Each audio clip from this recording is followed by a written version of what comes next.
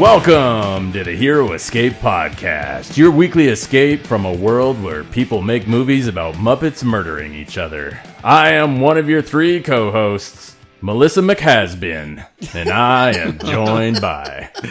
Buck Toothington at your service. Oh, Buck Toothington. well, you better come see me at my establishment.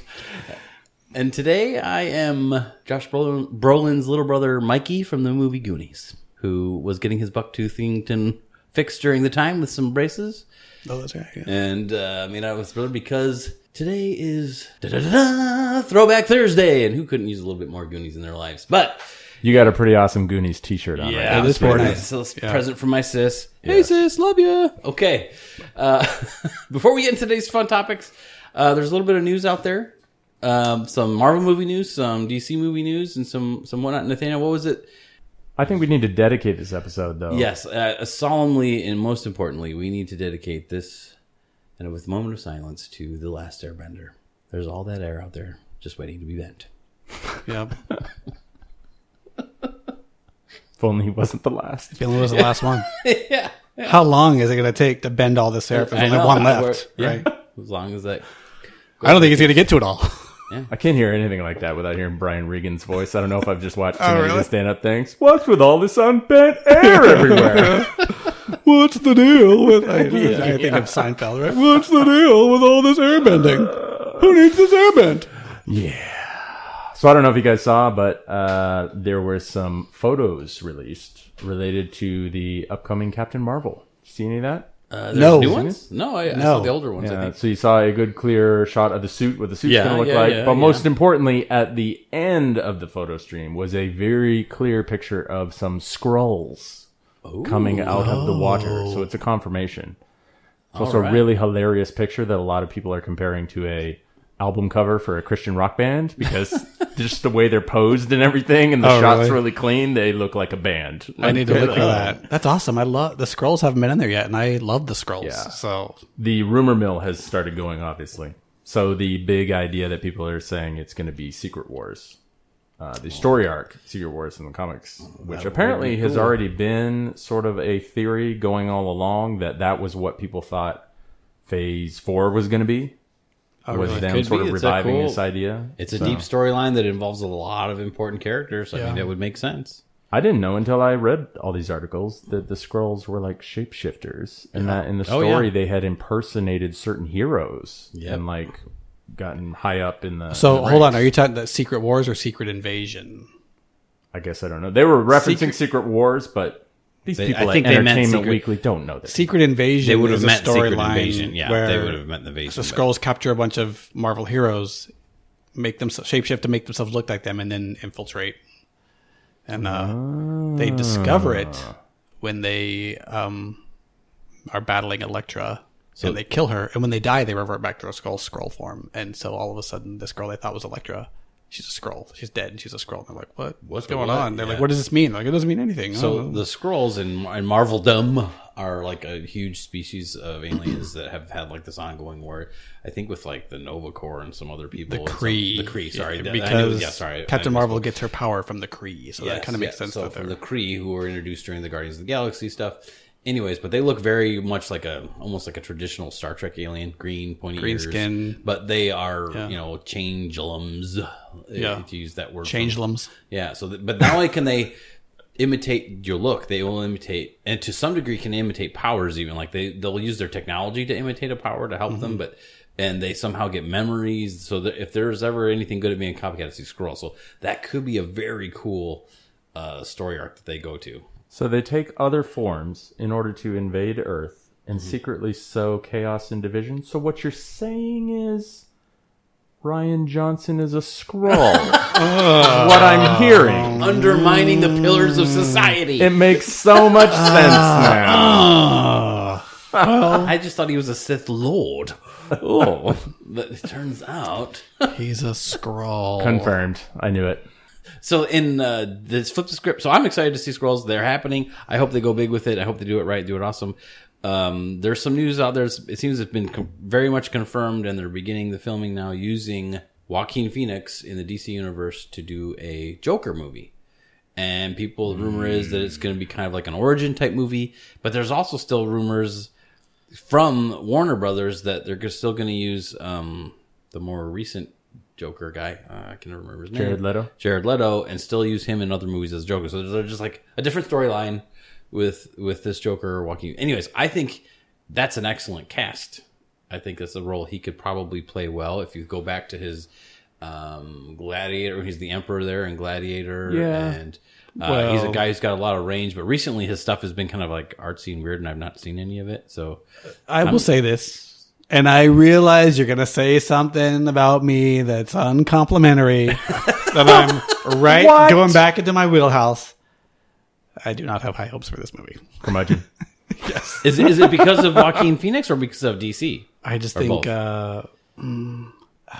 my instincts is that I don't know that Joaquin Phoenix is the right guy for it, but he has proved to be a good actor. Like, I love the movie where he played Johnny Cash. I think he did amazing. Yeah. He did amazing as the guy in the Gladiator movie. Commodus, yeah. So he could pull it off, and I'd be like, oh, I am pleasantly surprised. But so you think he's capable, but I think he's capable, that it's going to be... But I just don't know that DC... They haven't proven to me... The last time they attempted to do a Joker, it was with Jared Leto. It was awful. And I don't know if I blame Jared Leto. I don't think that he went in there. That was his... I think it was direction and writing. So I don't think that they know what to do with Joker, how to do a Joker. So, it's hard to say because, I mean, he's a little bit off in real life, and that could play very well into it. That could actually help things. Yeah, maybe it will. But it's sort of more about the management, like what you're saying, for me. I think it's going to come down to directing and writing, and I think that they will screw it up. Yeah. So you're going to have, like, tattoos and chains and a grill and also be the Joker. That's our idea. Yeah. This is the same people that came up with that. So you know what I mean? Yeah. But I think kind of what you're saying, in the right environment, he could really shine in that role. Like if I had been, and I would have been wrong, but if I had been making like the Dark Knight trilogy, I would have wanted to cast Joaquin instead of Heath Ledger. Because when they casted Heath Ledger, I'm like, that. Why? At the time, I was like, that is a terrible... That's what a lot of people said, but it goes to show you, right? Sometimes, an actor gets that chance to shine something that we don't know they have. Anyways. But you knew he was in good hands, though, because... Christopher Nolan was doing it. Christopher Nolan was doing it, and Batman Begins was so good. So you kind of had some faith. Like, okay, well, I feel like he's in good hands, but yeah, the actor, like, can that actor do? Yeah. Okay, well, I had one more thing I could share. Is that okay with everybody? So no. Oh, dang it. Okay, next. No, okay. So, there's been this, and I will try not to wax too long on Star Wars. Let me say this. There's been this, but I love to point out, I love to talk about how Mark Hamill, especially how he's been, I feel like been very honest, and he's aligned with me and his feelings about Star Wars. A light in the darkness, if you will. So, and in the beginning, he was kind of down. He was not super favorable in some of his interviews and social media stuff about The Last Jedi. And then he kind of changed tones very quickly, and it felt like it had a tone to me that he had probably been brought into a meeting with Disney people and said, straighten up, toe the line, you're a company man, like that. Right. And so that he did change his tune. And then just recently, like a couple of days ago, he was always trying to like warn the fans, like, this is not my Luke, this is their idea. Yeah. I mean, that was, and it didn't resonate like the movie was going to suck. He's a nutty guy, and maybe his ideas are bad anyways, right? Seems like he's the only one who saw the reaction coming. Yeah. Yep, he is. So a fan tweeted him recently, and I guess he's, I don't tweet, but, or social media. I'm more of a twit. I'd say that. Yeah. I guess he's pretty good about responding. He likes to interact with fans. So some guy tweeted him saying, hey, I just don't get why Luke in the movie would have gone this direction. From what I can tell, he's only made one bad decision. Why would that take him down this road? Could you explain that to me? And his reply was pretty brief, but it was, when I find out, I'll let you know. And then like by the next day it was gone. The sources, the thing I was reading said Disney made him take it down. I don't know how that guy knows, but I believe that. I don't think Mark Hamill would take it down of his own accord. Someone told him you need to take that down. So I don't know, man.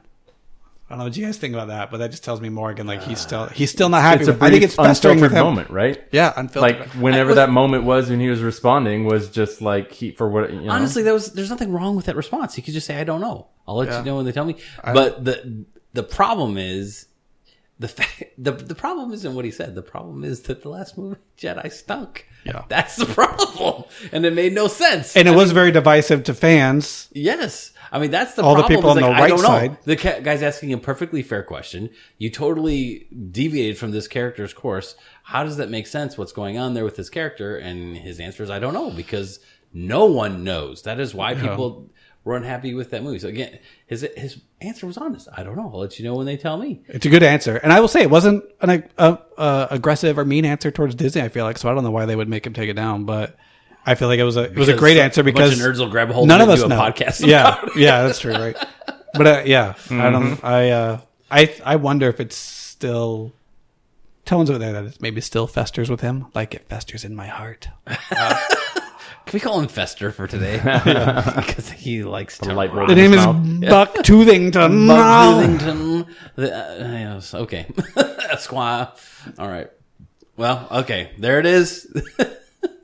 Our Star Wars hatred for the day. All right. Now that we've purged that, we can move on to other. I feel like we have to talk about Infinity War now just to make sure we put a bow on this whole thing, you know? Greatest movie of all time. Okay. No. So during this part of the year, all the summer blockbusters are over, right? And it seems like there's kind of a lull a little bit until maybe late fall, Christmas, holiday season starts coming, and then there's another big season for blockbusters to come out. And this is the time to gather your friends around and think about no, wait, that's Thanksgiving.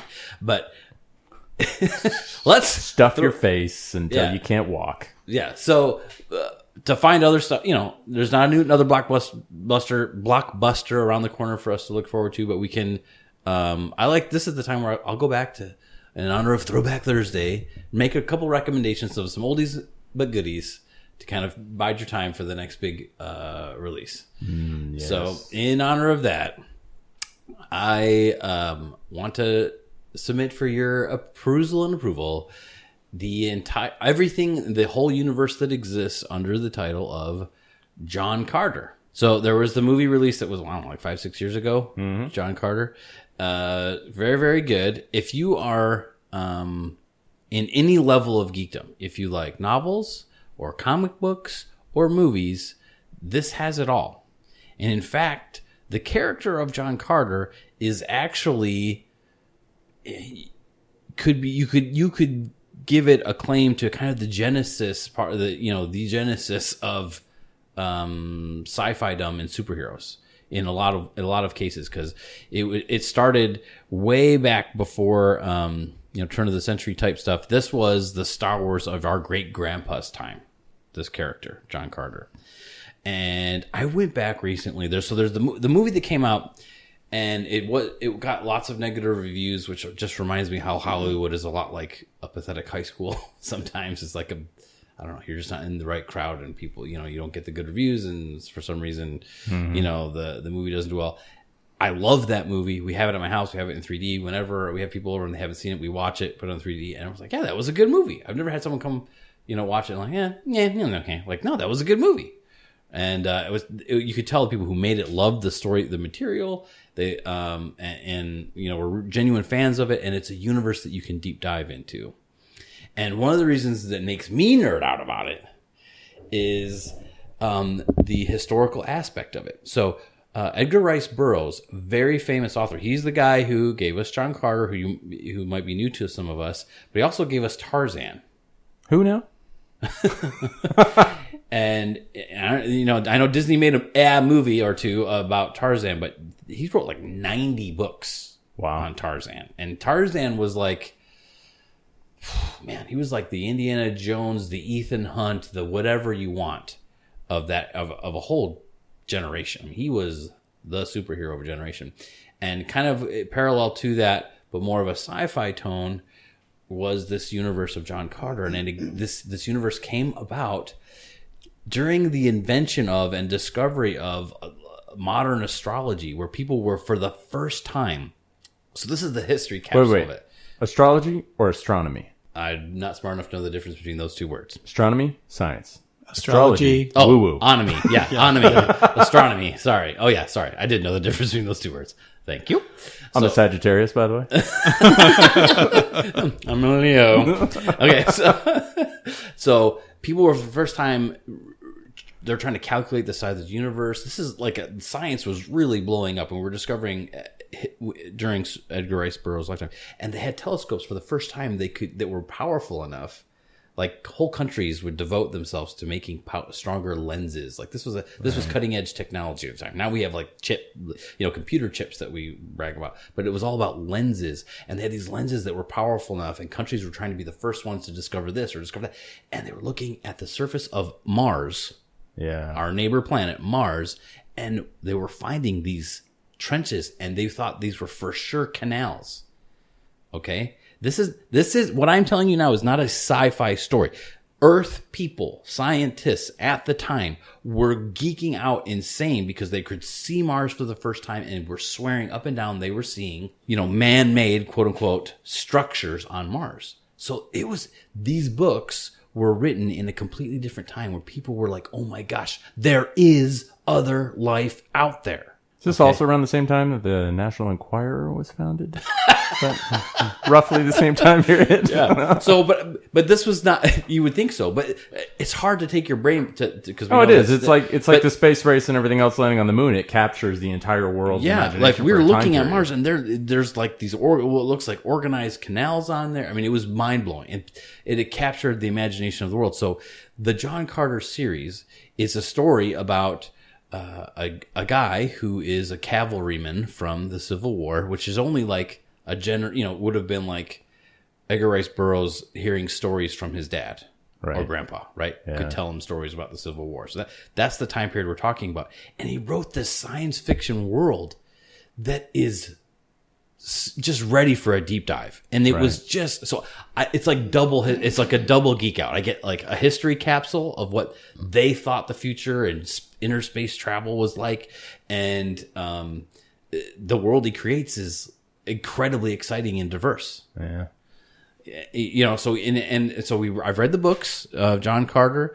It's a style all its own. It's a capsule of history right there. Picturing what science, some of it's a little bit quaint, how they would think futuristic things would be, right?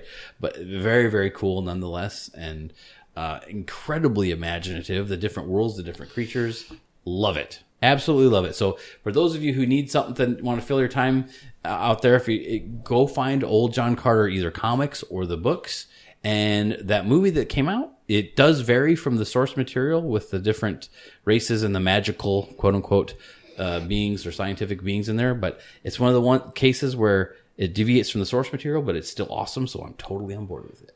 I'll add to this. I had no interest in John Carter before, and you did this to me. Also, I came to your house and you were like, we're going to watch it. Yeah. And I sort of begrudgingly, all right. The begrudging. And you tied me down. And exactly. Pried my eyelids open. And I did enjoy it. I enjoyed the movie. It was really good. I think so. I don't know if I've maybe told you this. I think maybe I have, but I think some of the flop of the more recent movie was a little bit of karmic backlash. Because I don't know if you know this, a John Carter movie was made like 90 years ago. It was supposed to be the first animated motion picture ever released in theaters. Yep.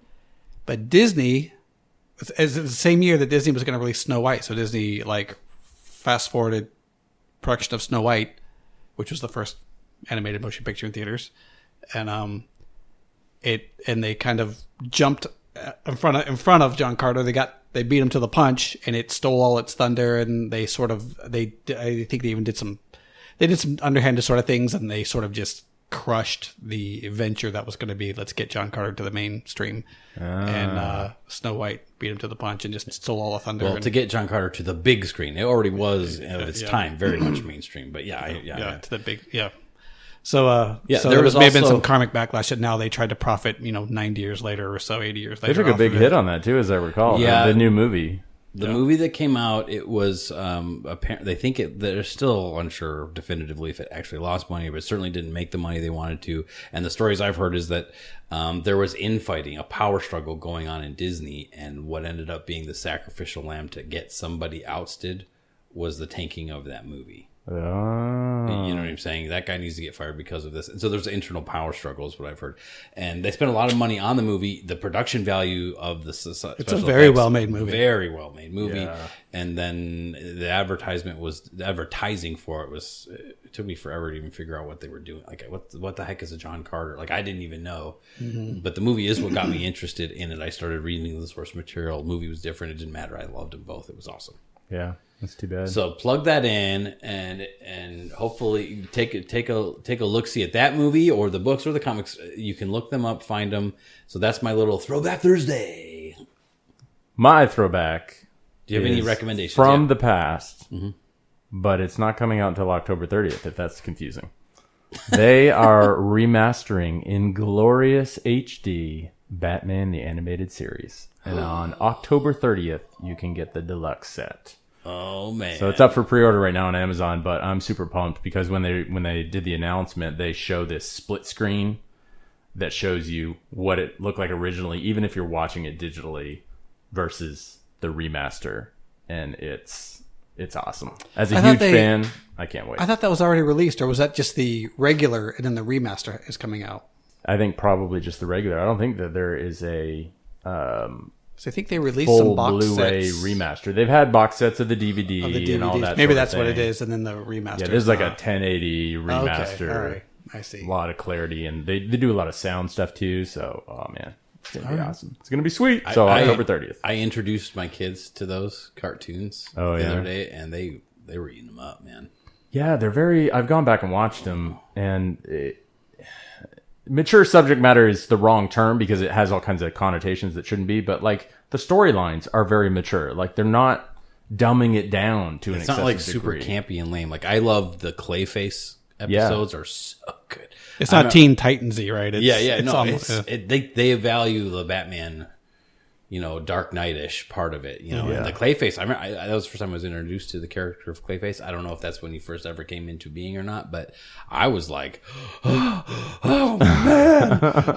man, it was awesome. And my kids were too. And it was good. It was good. So yeah, thumbs up to that throwback. I think Clayface was around before that, but that series did spawn the creation of Harley Quinn. Harley Quinn. She was not a character until that guy created her, and now she's like fame. Yeah, now she's like a mainstay. Like you couldn't think of the Batman universe without her. But yeah, Paul Dini is the guy that created that series, and he was also heavily involved in the storyboarding and everything for the Batman Arkham series, which we love as well. Which, if you like video games, that'll be a quick play.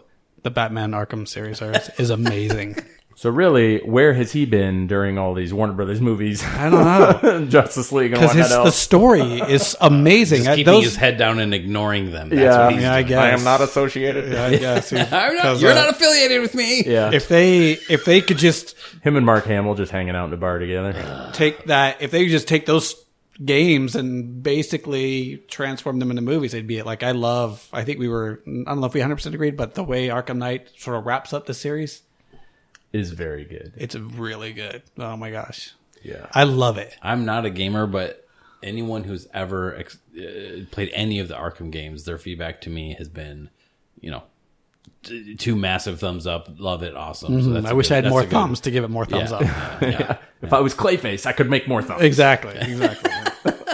So, Dave, do you have any, in honor of Throwback Thursday, do you have any throwback? Hey, pop this into your DVD player. Oh, that's an excellent Blu-ray question. player. What silent black and white films did you grow up on? I'll say, I'll recommend two, and these might be more if you have kids, right? If you have young kids, they might like this. I not too long ago watched these old Disney movies with my son, not sure how he would receive them, and he really enjoyed them. So there's an old Disney movie that you may not remember called Gus. No, I don't. It is about a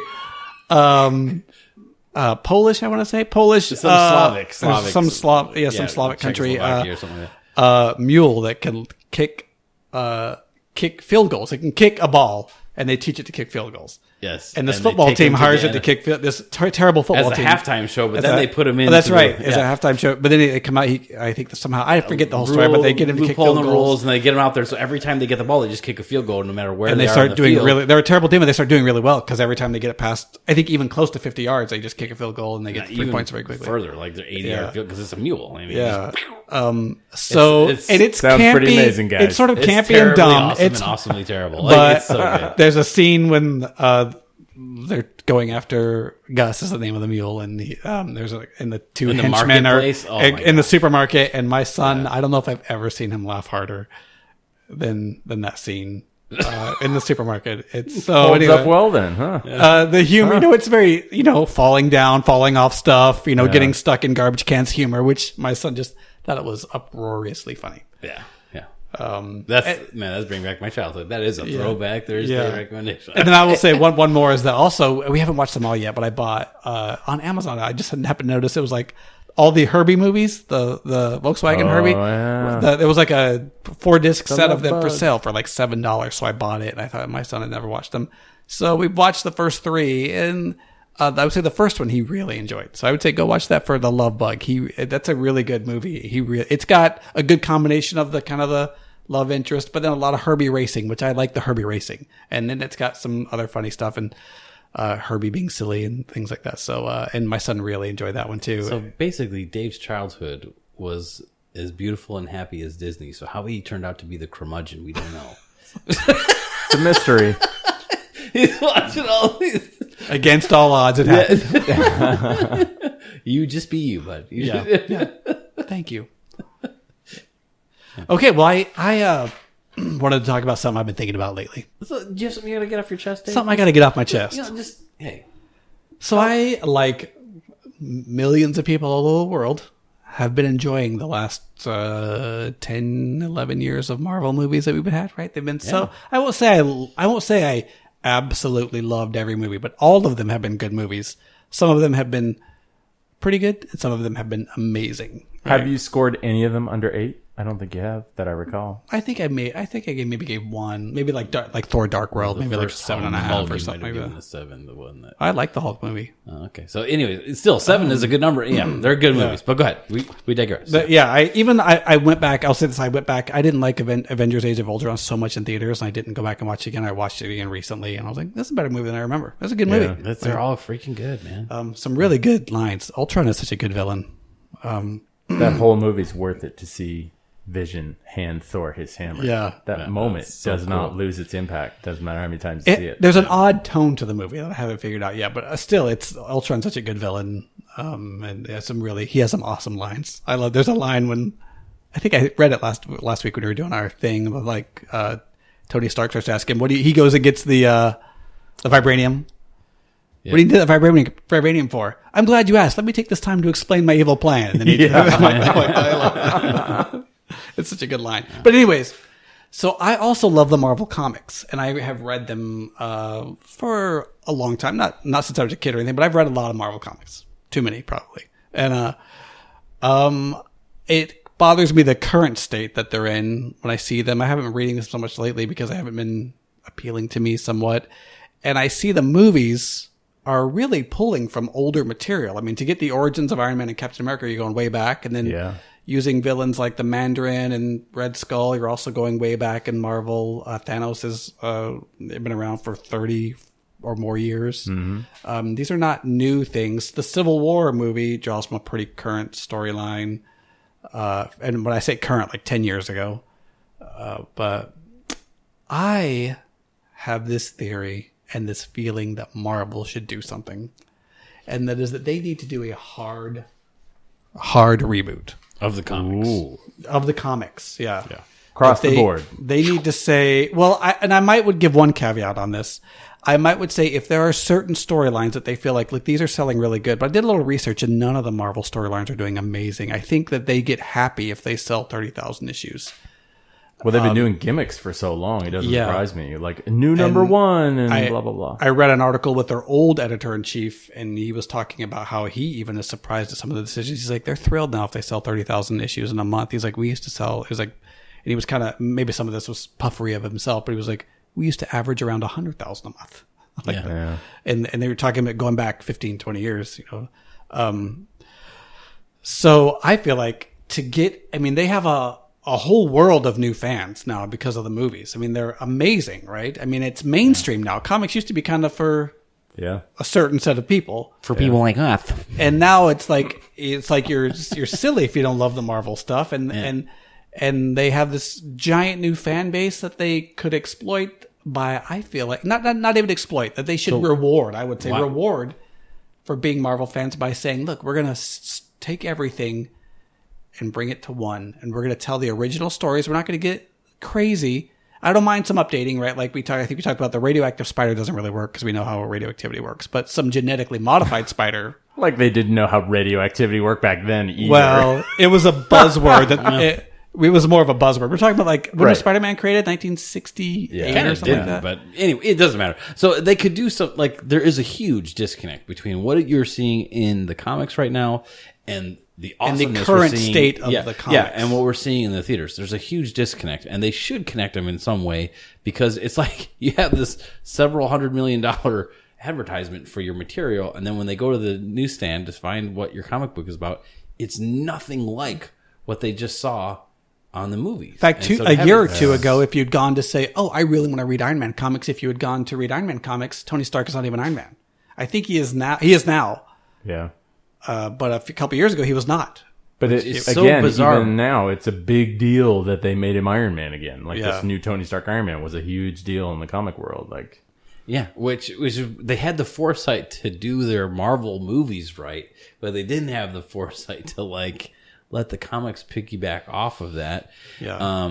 I've seen a lot of. Before we go on to your idea of what to reboot to, I think I just gotta ask you guys why we think their movies are so successful and their comics are terrible. Their comic book sales are terrible right now, especially DC. Anything with Batman on it sells gangbusters from the last time I checked numbers, but the Marvel ones are not selling well. And from what I've been reading up on, people have been unhappy with the content of the storytelling, and it's been somewhat agenda driven.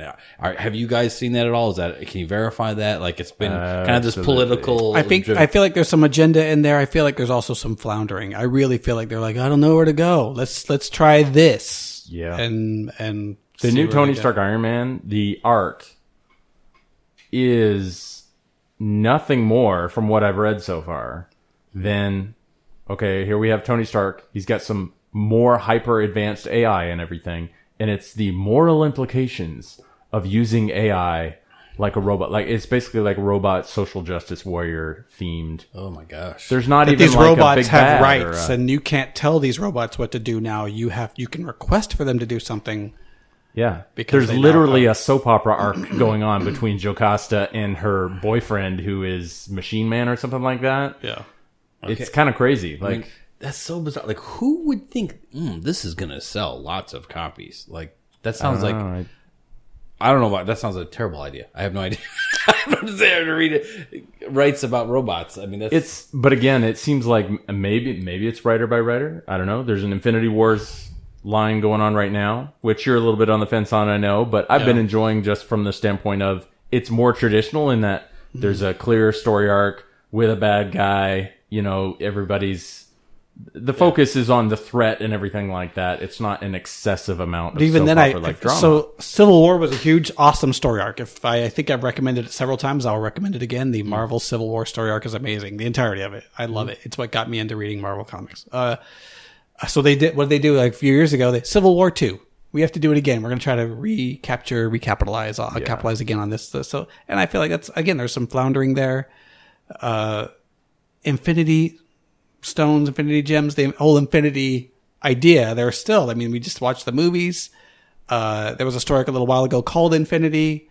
It didn't have much to do with the Infinity Gems other than they did at one point break out the gauntlet with the gems to have Captain America use it. And he broke them all. And then, so I wonder where they're back. I wonder how they're back now, but that's good sort of job, the point. Cap. But even in that comic that I read, the new Infinity Wars one, another alternate reality version of Loki shows up very quickly.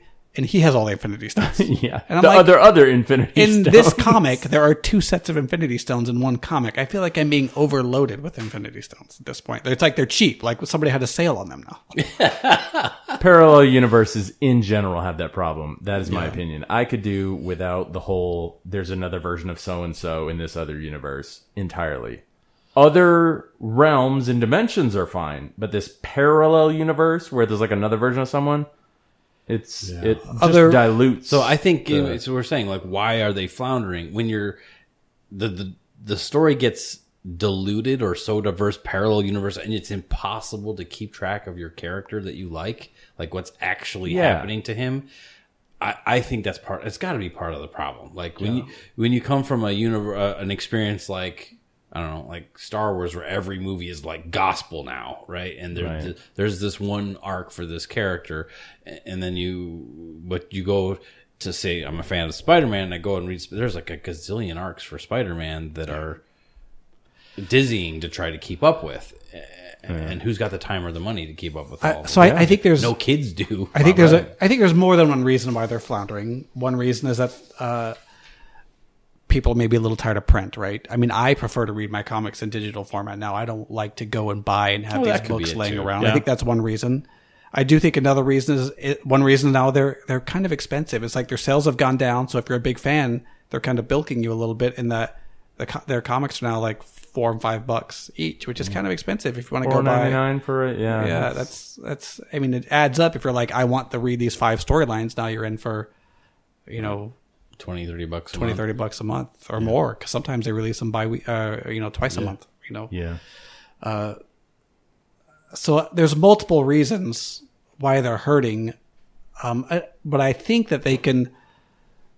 So I'll talk about some of my reasons why, what I think they should do with that. We're done with get to that. Okay, thanks. Go ahead. What's your reboot? Solve their problems. So, well, let me get back. So you have all these fans.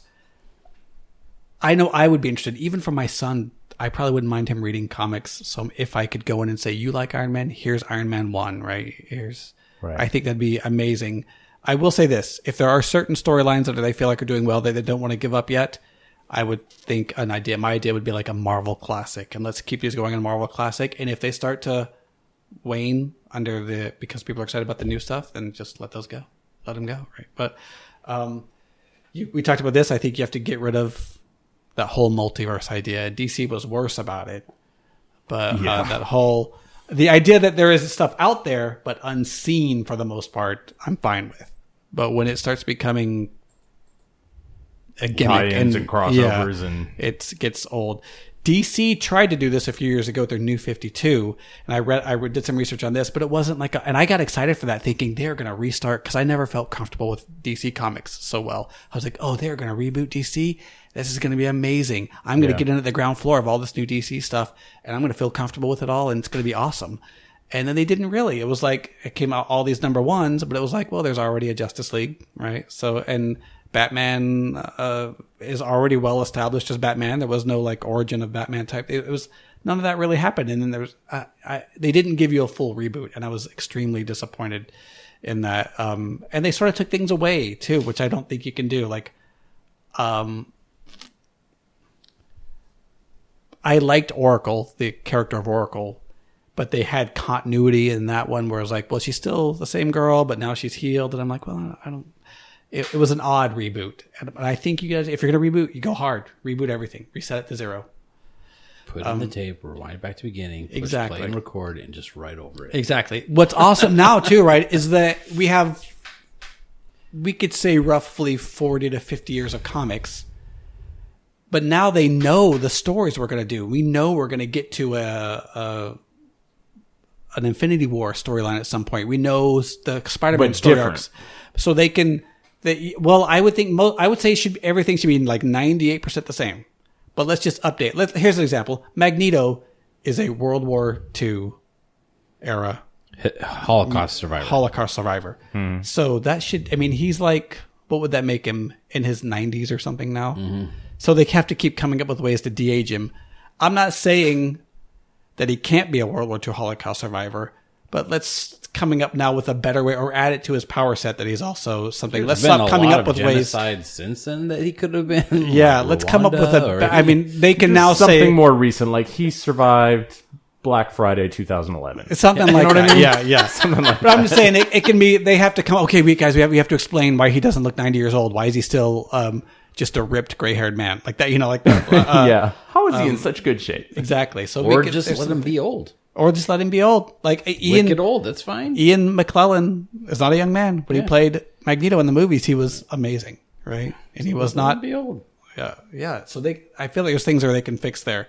They can slightly compress timelines. If you rebooted today, Marvel, it wouldn't be till the year 2020 or something until you got Infinity War. But we need less filler, right? We don't have to, because we know the story arc, so we can kind of get to the point better, write better story arcs. See, I am on board for way more culling than 98% the same. I would be okay with 30% the same. Really? Like, take the opportunity to put it in the right hands and let them go to town. Not Ryan Johnson go to town, Yeah. but within I feel acceptable like that, parameters. I feel like that gives someone a chance to Ryan Johnson it, though. I feel like you got to go 98. That's well, just things there's you a little bit of tweak. risk, but that's where the editor comes in. They have to say, we're bringing you on for this, but we have veto power. Yeah, I feel like it needs to line up. And that's where we're going to disagree, I guess, because it's got to line up with the Iron Man, the Spider-Man, the Thor that we know. We're getting it on the ground floor and seeing them again. Yes, but yeah. But again, things like the radioactive spider, I mean, that could cause a huge outcry. How about this as a model? Like, we watched Ant-Man and the Wasp just came out. Yes. It took place, they were true to the first Ant-Man and the Wasp movie, and it took place, when you kind of forget about it until the end, you realize, oh, this was taking place during Infinity Wars. They just were oblivious to what was going on. Infinity War, sorry, and then finger snap, poof, poof, and he's stuck in the negative zone or whatever. And if they did that with the comics, here's the character that you saw from the movie, here's more of his adventures, and it's happening in parallel with what you're seeing in the movies, but doesn't have to disrupt it. Almost like I don't think the comic needs to tie itself to the movies at all. In fact, I think that'd be a huge disappointment, because now there's a like, if the movie goes one way, and you don't want that relation. The movies can reflect what has happened in the comics to some degree, but you don't want any direct linkage. You don't want to say this is happening because this happened in the movie. That's what I would want. That's what I'm saying. Movies I love the movie. I want to go and find more of that character. It can be something else that happened in that character's life. It doesn't have to be. That's what you're going to go see. You're going to go watch Iron Man 2 or whatever that came out 7 years ago. But then you're going to go read Iron Man, and you're still going to read similar things that happened to him. You're going to read the story arcs of him fighting the Mandarin, and now Iron Man 2, right? The Mandarin was just an actor, but in the book, in the comic, he's a real villain. That's what I'm saying. That's what they could do. They can do more adventures with Iron Man as you know him, character, personality, and origin story, but it doesn't have to. You have to make the comics. We are telling our story. If you want to make movies based on our story, that is great, fantastic. We love that. We will help you, but we are not going to make our movies with concern to what you're doing, or make our comics. We are not going to write our comics with concern to what your movies are. We are writing comics, and if you want to draw from this material, fantastic. I think that's the attitude you have to have. What they're doing, and it's stinking.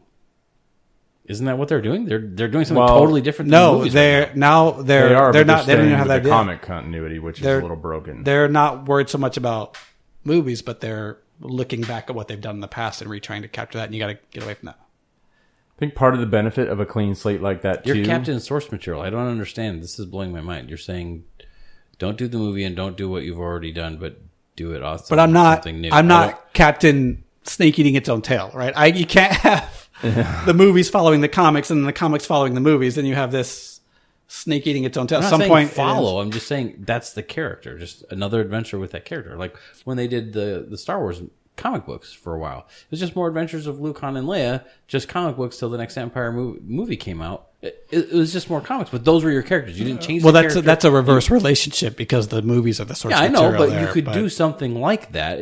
You could do it, change it a little bit different. But I'm just saying, you go and watch this movie. You love this character. You want to see that character, another adventure with that character. It doesn't have to be something. But that's what you're going to get, affects though. That's what you're going to get. I'm Imagine you're getting the reboot. Imagine getting what you're talking about. Yeah. Except you walk in and you realize, I've just walked in, and I'm here at the beginning, a new beginning. Like, I'm here at number 1. So yes, I'm getting more adventures. It is the same character technically, but it's a new beginning. You get this sense of like possibly committing to following this all the way through. I think we're sort of saying to say, if the movies do what they should and the comics do what they should, they will link up. Unless one of them completely mavericks. The character in spirit. But you don't. But you don't do that on purpose. You don't talk to people. Hey, we're going to do this comic, so you make sure you do a movie about that. And we're no. If they both stay true to this, if they both stay true to the character, they will line up. Now you will get more adventures and stories with the comic because it comes out more regularly. Mm-hmm. But then the movie can say, "Oh, awesome! So you've done this Iron Man story that we haven't made a movie out of. We're going to make Iron Man 4, and it's going to we're going to draw it from this comic that you did, this story arc." And then that's a good idea, right? That and if they did a true reboot, I think the comic book world needs deaths of consequence. I was gonna say that too. There's no gravitas to any of the events that happen because it's like a video game. They got another life. They just respawn. Like it just, That's why I don't get super into them, and that's why some of my favorite ones from DC are like Identity Crisis, where it's a very minor character. But the person who gets murdered at the beginning stays dead for all the rest of... The only one that I can think that ever stayed dead for a long time, she was dead for like 30 years, was like Jean Grey from Marvel. And then they recently brought her back. And I was like, what? Well, I feel like... But still, that's a good long run. But it was a big deal of like, she was dead and not coming back, right? And like if I said to you, did you guys read the amazing 90s arc, The Death of Superman? You know what I mean? You'd be like, well, but I mean, it lasted for all of 20 minutes. You know what I mean? Yeah. Or like... Technically, Batman has died, but they did this whole convoluted thing of immediately bringing him back. Even just stretch it out. And if you reboot, like you're saying, I just feel like there's an opportunity there to plan some deaths in. I don't want to say that comic book writers aren't good writers. I'm the dark some side of them are guy, great. I know. But I will say, let's get some. Let the Wookiee win. I mean, the villain win. Now that they know, because they can look at and say, look, we know where we're going to start, and we know sort of what the milestones we're going to hit, because we want to hit those same milestones as we reboot this series over the next maybe 30 years. Now they have a 30-year time frame that they're going to try to follow the architecture and give the fans what we've seen already, but updated. So they can write, poignant stories, make death real, make it like they did the death of Captain America like 12 years ago or something. And if you're going to I don't think they can do that again, really, but if you do it, make it real. If you kill a character, make it like, hey, he's not going to be back 10 issues later. Are we just like being the grown-ups in the room, ruining the playroom for all the kids, though, if we want deaths to be real and terrible? I mean, they're comic books, right? I don't know. But it wouldn't... taking a look on the outside of ourselves a little bit. I mean, there's a reason they don't kill people. But the problem is that they do, and it's fake. If they didn't at all, and you understood that to kind of be a thing, you'd be like, okay, occasionally like a minor villain or a red shirt dies, whatever you want to say. Star Trek. They kill a lot of people, but it doesn't mean anything, and I feel like it should mean so. There's only been a couple times that really, like I said, they brought Captain America back, or they brought Captain America back very quickly. They brought Superman back very quickly. Only Jean Grey, and I can think Jason Todd was a pretty... Dude, but when Captain America died. It sold comics, but he wasn't dead very long.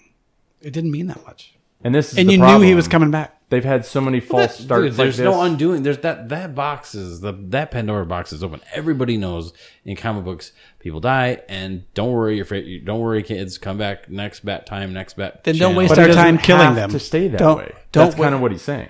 Don't waste our time killing them. Now, don't kill Captain America anymore because we know he's not going to stay dead. Kill somebody else there that we can stay dead.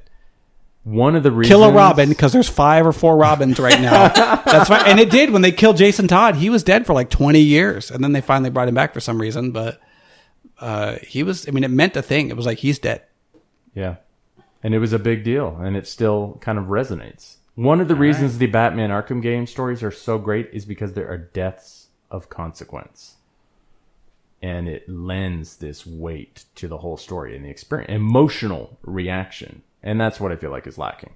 Yeah. So that's my morbid hope for this imaginary reboot. But the problem is all these false starts, even if you did what you're talking about, people would be like, oh, it's just another reboot. It would take you like a year for people to be like, oh man, they're really serious about this. I don't think it would take that long. So the New 52 started in September 2011, and it sold a ton of comics right away. By December, it had dropped. It went above Marvel sales, and then it dropped by December, just a few months later, because people realized this isn't a real reboot. Yeah. So I think once people realize, oh, this is a real reboot, they're not messing around. I mean, this isn't like Tony Stark totally in be his on board. This isn't Tony Stark at number 1, but he's already a super advanced suit. I mean, he's got to go back to his basic suit. You know, I would be in so much trouble with the wife because I'd be buying like all the individual arcs for the Avengers and then the, you know, probably the X-Men if they did that. Yeah. You know, I would probably be in trouble too, because I would be on board with like probably subscribing digitally and having them and having $75 a month. letting my son read them, because I'd be like, look, here's Captain America and Iron Man. Start, get familiar like that. But and this is just one man. Did you take your vitamin? Did you read your comics? Did you read your Captain America? Good. That's right. Read your Captain America. Go say your prayers and go to bed. That's just one man's idea, though. But I feel like don't tease a reboot like New 52. I always point to them as a bad example, but I was super disappointed with it. But give us a real hard reboot. And like I said, you can always go with your Marvel Classic line if there's things you feel like you need to hold on to for a while. But they may have missed the window even for that. But I think if they'd done that about 2010 to 12, they probably could have brought in a ton of new fans. But I think it's a great idea. I will get off my pedestal now. If you're listening and you know someone that works at Marvel, drop this episode into their hands like a mixtape. All right? Send it straight to the top. When you're going to realize all of Saxoblonius' ideas are good ones. Yep. Give me a call. My number is 867-5309. All right. And with that divulgence of personal information, we're going to wrap it up. I hope you've enjoyed this wonderful episode where we solved all the world's problems. Once again, you can find us on HeroEscapePod.com. We will see you again next week.